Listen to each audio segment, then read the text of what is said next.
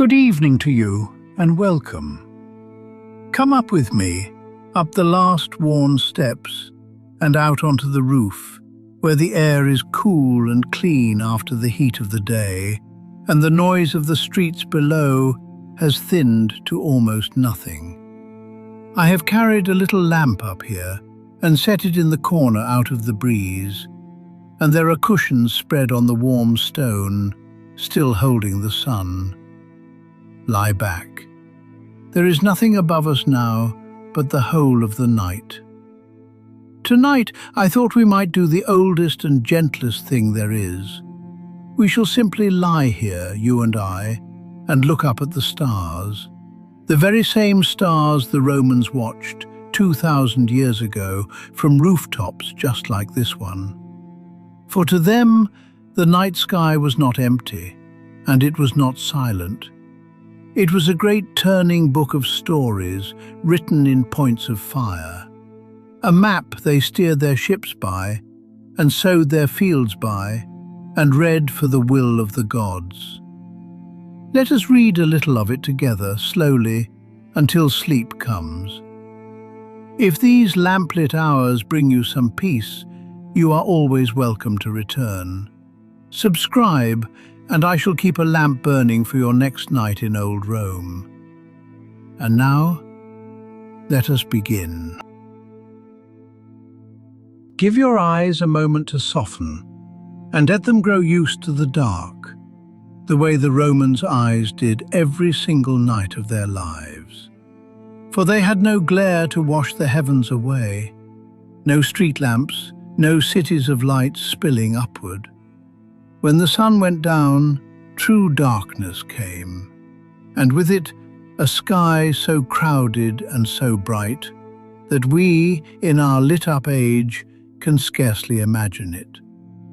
Slowly, as you watch, more and more stars will gather out of the black, until the whole dome above you seems to be dusted with silver.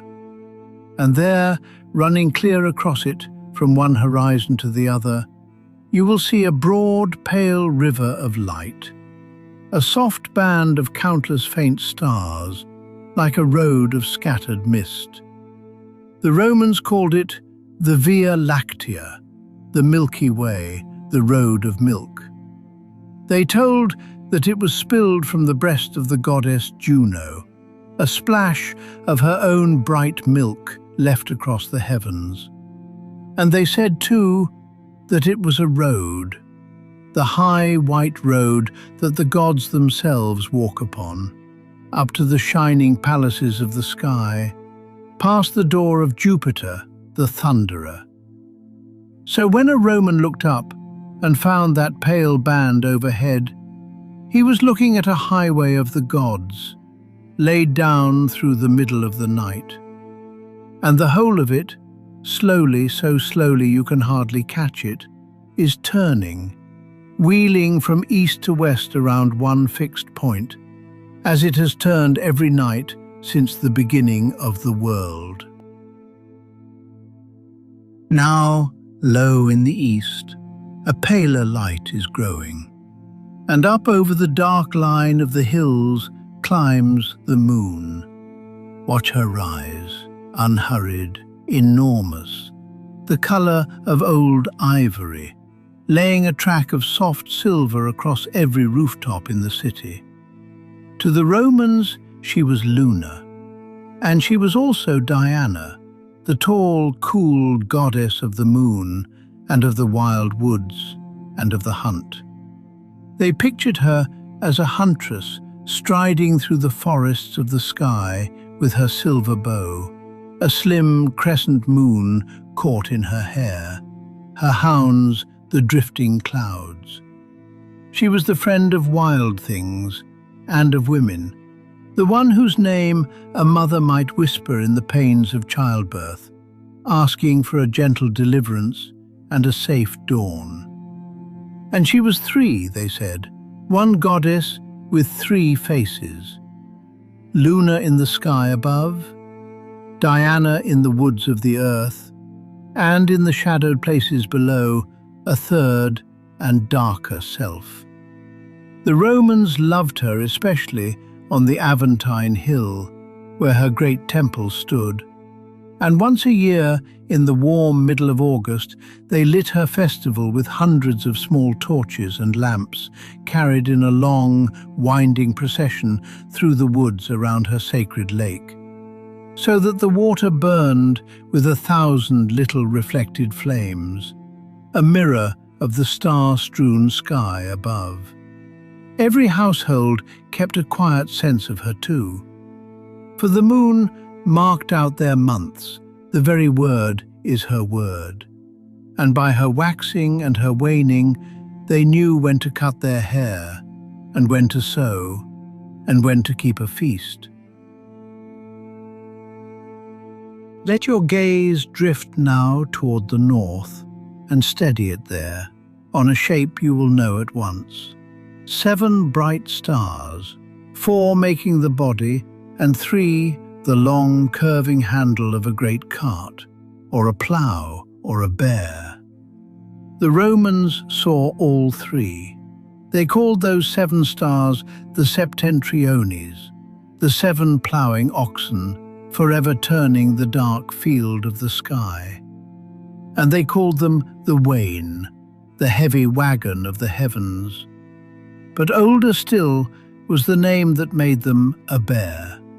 The Great Bear, the constellation the Greeks and Romans alike called Ursa Major. There is a sorrowful and tender story folded into those stars. Once, they said, there was a nymph named Callisto, a companion of Diana, a huntress sworn to the wild woods. But the great god Jupiter looked down and loved her, and she bore a son named Arcus. And Juno, the queen of heaven, in her jealous anger, laid her hand upon the girl and changed her, drew her lovely face down into a snout, roughened her white arms into shaggy brown fur, and sent her, bewildered and afraid, to wander the forests as a bear. For years she roamed, fleeing the very hunters she had once run beside. And one day she met, in a forest clearing, a young man with a spear, her own son Arcus, grown tall, who did not know the beast before him was his mother. He raised his weapon to strike, but Jupiter, watching, could not bear it. He caught them both up in a great wind, mother and son together, and set them safely among the stars, she, the great bear, and he, the little bear beside her, circling close so that they might never again be parted. And here is the thing the Romans most remembered about that bear. She never sets. Round and round the pole she turns, all through the night, all through the year, but she never dips down to rest below the edge of the world. The poet said this was Juno's last small spite, that she begged the grey lord of the ocean never to let her rival bathe in his cool waters, and so the bear must circle on forever, high and dry and sleepless. But for a sailor, far out on the Black Sea, or a shepherd on a lonely hill, that sleepless bear was the greatest of gifts. For where she wheeled was always the north, and a man who knew her never lost his way in the dark. Turn your eyes now slowly toward the south and the east, where the great hunter is climbing the sky. You will know him too, 3 bright stars in a short, straight, perfect row, his belt, and hanging beneath them the faint blade of his hanging sword. And spread wide above and below the 4 great stars of his shoulders and his feet. This is Orion, the giant huntsman, striding up out of the horizon with his club raised and his lion's skin over his arm, the boldest figure in all the winter sky.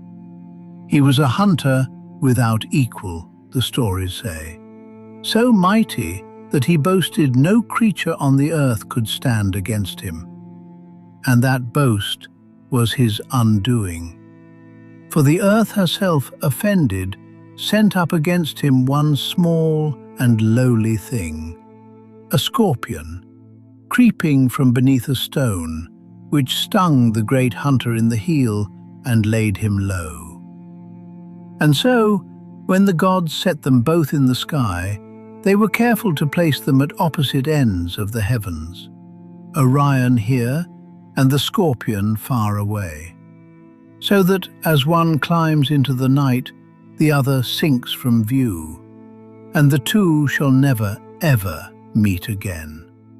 Even now, the mighty hunter flees the little scorpion around the turning wheel of the year.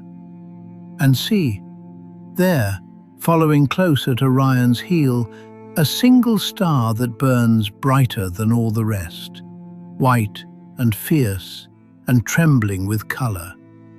That is Sirius, the dog star, the great hound that runs forever at the hunter's side. The Romans called him Canicula, the little dog, and they watched for him with a wary eye, for when Sirius first rose in the heat of high summer, close beside the sun, they said his fierce fire was added to the sun's own, and made the hottest, heaviest, most fevered days of all the year, the dies caniculares, the dog days, when the wells sank low and tempers frayed, and the wise man rested in the shade. So even this blazing hunter's hound had his place in the ordinary calendar of Roman life. He told the farmer that the killing heat had come, and that it was time to lie still and wait for it to pass. Look again, a little way ahead of Orion, and you may find a soft, small knot of stars, a tiny, misty cluster, faint as breath on cold glass, a little cloud of light no wider than your fingertip, held up against the sky. Look at it straight, and it seems to melt away. Look a little to the side, and it gathers again, a delicate huddle of glimmering points. These are the Pleiades. The Romans called them the Virgilii, the stars of spring, and also tenderly the 7 sisters. They were the 7 daughters of the giant Atlas, who holds the sky upon his shoulders. 7 gentle girls set among the stars, dancing close together forever. And if you count them, and find only 6 shining clearly where there should be 7, the Romans had a soft answer for that too. One of the sisters, they said, her name was Merope, had married a mortal man, an ordinary man, and out of a kind of shyness or sorrow, she has veiled her face and dimmed her light, and hides a little behind the others. The lost Pleiad, the poets called her. But it was as a clock and a calendar that the working people of Rome truly loved these 7 sisters. For their rising and their setting, low on the horizon at dawn or dusk, split the whole year in 2. When the Pleiades climbed up before the morning sun in the warm of the year, the farmer knew it was time to bring in the harvest. And the sailor knew the sea was open and kind, and might spread his sail for the summer trading. And when they sank away again in the cold months, the fields were put to the plough, and the ships were drawn up onto the beach, and no careful captain would trust himself to the winter sea until the sisters rose once more. A whole year of labour, of sowing and reaping and sailing home, hung upon that little cloud of 7 stars. Not all the lights that move across the Roman sky are stars. Watch long enough, night after night, and you will notice that a few of the very brightest do not keep their paces among the others, but wander, drifting slowly through the fixed patterns like travellers crossing a crowded room. The Romans called them the wandering stars, and each one they gave to a god, so that the great powers of heaven walked the night in plain sight. The most beautiful of all is Venus, that brilliant, steady silver lamp you will sometimes see hanging low in the west just after sunset, or low in the east before the dawn. So bright is she that she throws a faint shadow and casts her own small path across the water. The Romans knew her in both her hours and gave her two lovely names: Vesper, the evening star, who comes to light the lover's home, and Lucifer, the light bringer, the morning star, who rises before the sun to wake the world. And she is the star of Venus, the goddess of love, so that all the tenderness of the world seemed gathered into that one soft, shining point. The others walk there too. Ruddy Mars, with his angry red glow, the star of the god of war. Great Jupiter, calm and golden and bright, the kingly star moving in majesty. And far out, slow and pale and cold, old Saturn, the most distant light the eye can follow, the star of the ancient god of the harvest and the golden age.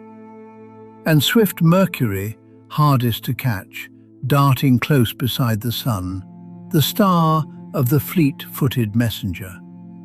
The Romans set these wandering gods into the very shape of their week, a day for the sun and a day for the moon, and then a day each for Mars and Mercury and Jupiter and Venus and Saturn, so that even now, without knowing it, when we name the days, we are still counting off the old wandering stars of Rome.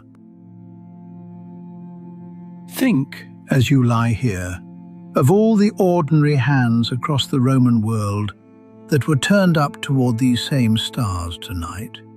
This was the great practical secret of the Roman sky. It was not only a place of stories, it was the almanac of the poor man, the calendar of those who could not read one. A farmer with no book and no clock could still run the whole turning year by lifting his eyes. He knew that when the bright star Arcturus rose in the failing light of autumn, the season of storms was coming, and the grapes must be gathered in.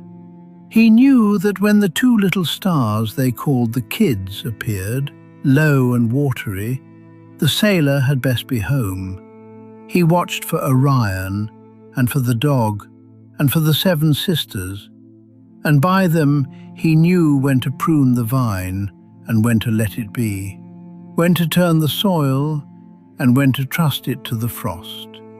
The poets wrote it all down in their long, gentle farming songs. Observe the stars, they said, and the seasons of the sky. Sow when the sisters set, and harvest when they rise. For the gods had written the working of the year in fire across the dark, where any man who troubled to look might read it. And so the same points of light that carried the old stories of bears and hunters and sisters also carried quietly the daily bread of the world. And out on the wide, dark sea, far from any rooftop or any lamp, other eyes were lifted to these stars tonight. The eyes of the helmsman, standing at his long steering oar, feeling the swell beneath him, keeping the sleepless bear steady over his right shoulder to hold his course through the night. The sea by night is a fearful place, and the sailors of Rome had their own bright guardians up there in the dark. For when a sudden storm came howling down, and the mast groaned, and the men gave themselves up for lost, sometimes, they said, 2 small flames would appear quietly out on the tips of the rigging, glowing and flickering with a soft and steady fire. And when those 2 lights came, The sailors' hearts lifted, for they knew them. Castor and Pollux, the heavenly twins, come down to walk upon the mast. Twin brothers they were, the sons of Jupiter, so bound in love that when one of them died, the other would not take his own immortal life in heaven unless his brother might share it. And so the gods set the two of them together in the sky, the constellation we still call the twins, and let them shine, turn about, as the guardians of all who are in peril on the sea. In the very heart of Rome, in the Forum itself, a great temple stood to these two brothers, its tall columns still catching the last of the day. For once, the Romans believed the twins themselves had ridden down into the city on white horses to bring the news of a battle won, and had watered their horses at a spring in the marketplace before vanishing into the evening air. The whole vast wheel of it is turning now, above your quiet face, the bear and the wain, the hunter and his hound, the seven soft sisters, the wandering gods, the pale road of milk, all of it revolving, without a sound, without the least hurry, around that one still point in the north. The Romans felt, when they lay as you lie now, that they were looking up into something ordered and unbroken and kind, a great slow machine of light, tended by the gods that had turned so before their grandfathers, and would turn so long after they were gone. There was comfort in that, to know that whatever befell you, whatever you had lost or feared or left undone, the sisters would still rise for the harvest, and the bear would still hold the north, and the evening star would still come to light the lovers home. Now and then, across all that steady turning, one star would seem to come loose and fall, a quick bright thread of light drawn down the sky and gone. A Roman lying here might catch his breath at that, and murmur something, half a prayer, for a falling star could be a sign, a small message let down from the gods. And once, in the year the great Caesar died, a comet burned for 7 nights over Rome, a long-haired star hanging in the north, and the people said it was the soul of Caesar himself, rising up to take his place among the immortals, a new light kindled in the everlasting dark. So even the stern business of the state, the rise and fall of the mighty, was played out, the Romans felt, upon this same quiet stage of stars. But you need think of none of that now. The night is deep, and the stone beneath you is warm, and the little lamp in the corner has burned down to a low and steady gold. There is nothing up there in all that turning sky that asks anything of you. The bear will keep the north without your watching. The sisters will rise for the harvest whether you wake or sleep. The gentle huntress moves across the heavens with her silver bow, and her cool light is falling on your eyes, and it is asking you very softly to close them. Let the great wheel turn. Let the pale road of milk drift westward over the rooftops. Let Orion climb, and the bright dog follow, and the evening star sink slowly into the hills. You have no course to steer tonight, and no field to watch, and no sea to cross. Somnus, the gentle god of sleep, is already near. You can feel him, like a soft weight settling over you, like a warm, dark wing folding down across the whole of the sky. The lamp beside us is sinking now, its little flame settling low toward the bronze, its small pool of gold growing soft at the edges. Above it, one star, and then another, seems to dim and blur as your eyes grow heavy. The old city of Rome sleeps beneath these stars, as it slept 2,000 years ago, and the same 7 sisters shine down now on your quiet roof as shone then on theirs. You are safe. You are held. The sky is turning, slow and sure and kind, and it will go on turning while you rest. Sleep now. Let the gentle wings of Somnus carry you, up and out among the soft and silver lights, under the old stars of Rome. Peaceful and still.